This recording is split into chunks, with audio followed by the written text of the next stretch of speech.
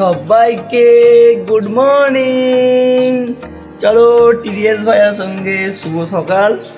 তো স্নান করে বেরোলাম এখনই, আবার কাজে যেতে হবে। ভেবেছিলাম আজকে অনেক সকালে উঠবো, সকালে উঠেও ছিলাম, আবার পরিস্থিতি থেকে আবার শুয়ে পড়েছি।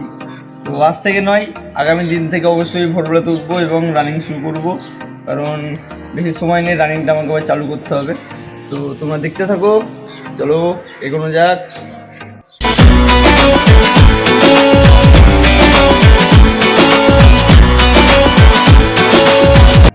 তো এই হচ্ছে আমার সকলের খাবার, মুড়ি, ছাতু, বিস্কুট। এটা খেয়েই কাজে যাব, কারণ গরমের মধ্যে গরম ভাত না খাওয়াটাই ভালো। এটা খেয়ে পেটও ঠান্ডা থাকে, খেতেও ভালো লাগে। তো চলো, দোকান যাওয়ার সময় হয়ে গেছে, আমি খাওয়া দাওয়া করে নিয়েছি, এবার বেরোনোর সময়। চলো দোকান যাওয়া যাক। After 10 minutes. তো আমি দোকান তো পৌঁছে গেলাম। সারা রাস্তা গরম লাগছিল না, কিন্তু এই ঘরটা গ্যারেজ ঘর তো বন্ধ থাকে, প্রচণ্ড গরম। এখান থেকে রাতে বেরোতে পারলে বাঁচবো। চলো দোকানের ভিতরে যাওয়া যাক, আবার হয়তো খেতে যাওয়ার টাইমে তখন আসবো। চলো টাটা। 6 hours later. তো চলো বাড়ি যাওয়া যাক, দুপুর হয়ে গেছে আর প্রচণ্ড খিদে লেগেছে, কারণ আর সত্যি আর ভালো লাগছে না বাড়ি যেতে। আর এত রোদ, মানে কী করে যাবো নিজেও জানি না। তো চলো কোনো রকমে যেতে তো হবেই, বাড়ি যাওয়া যাক। 1.5 hours later. তো দুপুরের খাওয়া দাওয়া কমপ্লিট হয়ে গেল আমার, এখন আবার বেরোচ্ছি কাজে।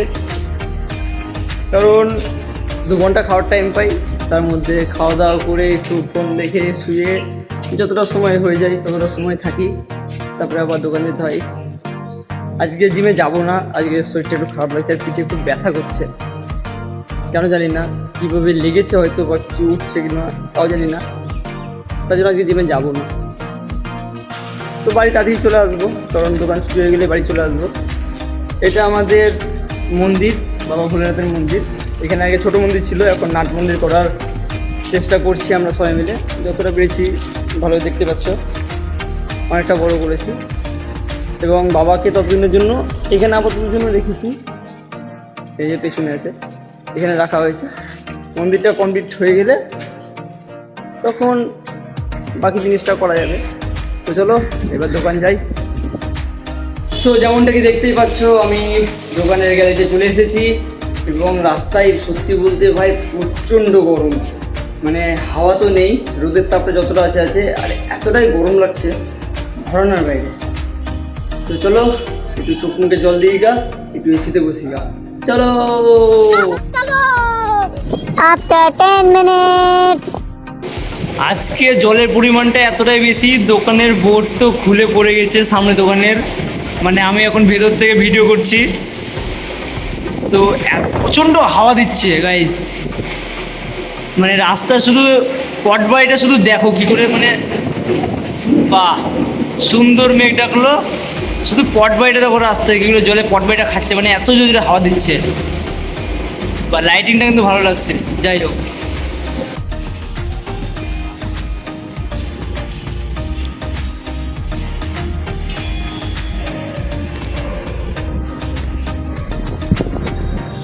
সো গাইজ আমি এখন ছাদে এলাম দোকানের, কারণ বৃষ্টিতে জল জমে গেছে দেখালামই।